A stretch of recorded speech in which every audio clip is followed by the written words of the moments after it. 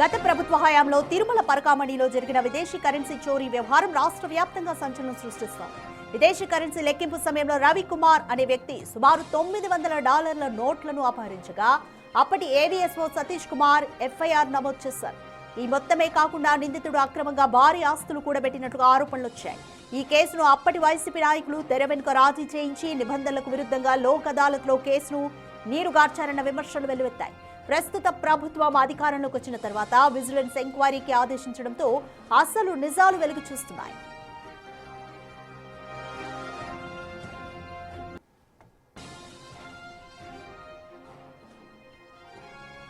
తాజాగా పరకామణి చోరీ కేసులో కీలక పరిణామం చోటు చేసుకుంది. ఈ కేసులో ప్రధాన నిందితుడు సివి రవికుమార్, అతని కుటుంబ సభ్యుల ఆస్తులు, బ్యాంక్ లావాదేవీలపైన ఏసీబీ డీజీ సిద్ధం చేసిన మధ్యంతర నివేదికను సీల్డ్ కవర్లో హైకోర్టుకు సమర్పించారు. నిందితులు తమ ఆస్తులను వేరొకరి పేరు మీదకు బదలాయించారా, ఆదాయానికి మించిన ఆస్తులు కలిగి ఉన్నారా అన్న కోణంలో కూడా జరిగిన లోతైన దర్యాప్తు వివరాలను ఏసీబీ తరపు న్యాయవాది శ్యామ్ సుందర్ రావు న్యాయస్థానానికి వివరించారు.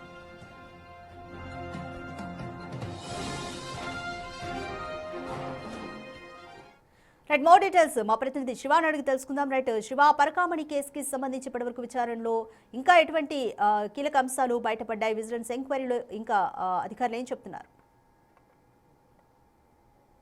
వ్యవహారంలో ఏసీబీ నిన్న ఏపీ హైకోర్టులో ప్రాథమిక నివేదికను సిద్ధం చేసింది. రవికుమార్, ఆయన అనుచరులు, ఆయన బంధువులు, ఆయన కుటుంబ సభ్యులకు సంబంధించి ఆస్తులను బదలాయించినట్లు కూడా ఏసీబీ ప్రాథమిక నివేదికలో గుర్తించింది.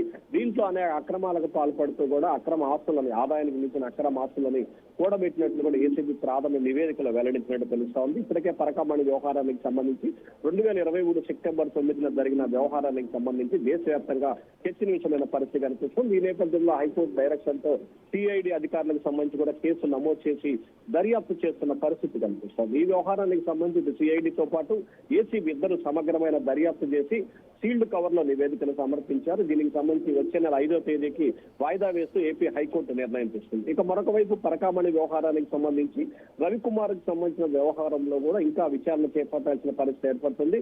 పూర్తి స్థాయిలో నివేదికను తయారు చేయాలని చెప్పి కూడా ఏసీబీ భావిస్తా ఉంది. ఇప్పటికే ప్రాథమిక నివేదికను తయారు చేసి ఏసీబీకి సంబంధించిన కోర్టులో సబ్మిట్ చేసింది. పూర్తి వివరాలకు సంబంధించి మరొక 15 నుంచి 20 రోజుల వ్యవధిలోనే విచారణ పూర్తి చేసి పూర్తి స్థాయి నివేదికను హైకోర్టుకు అందజేస్తామని చెప్పి ఏసీబీ చెప్పింది. సో పూర్తి స్థాయి నివేదిక వచ్చిన తర్వాత ఏ రకంగా ముందుకు వెళ్ళాలి, ఎవరెవరు పాత్రదారులు, ఎవరెవరు సూత్రధారులు, ఎవరిపై చర్యలు తీసుకోవాలి, ఏ మేరకు ఆస్తులను కూడబెట్టుకున్నారు, ఎందుకు అప్పటి సతీష్ కుమార్ కి సంబంధించి ఎఫ్ఐఆర్ నమోదు చేశారు, ఆయన మరణం వెనక ఉన్న కారణాలు ఏంటి, ఆ మరణం ఆత్మహత్య, హత్య అనే కోణంలో దర్యాప్తు ఇట్లా అనేక అంశాలకు సంబంధించి కూడా సమగ్రమైన వివరాలకు సంబంధించిన నివేదికను ఏసీబీ తయారు చేస్తా ఉంది. వచ్చే నెల 15-20 తర్వాత ఈ కేసు పూర్తి స్థాయిలో ఒక కొలిక్కి వచ్చే అవకాశం కనిపిస్తా ఉంది. రాజుగా థ్యాంక్ యూ శివ.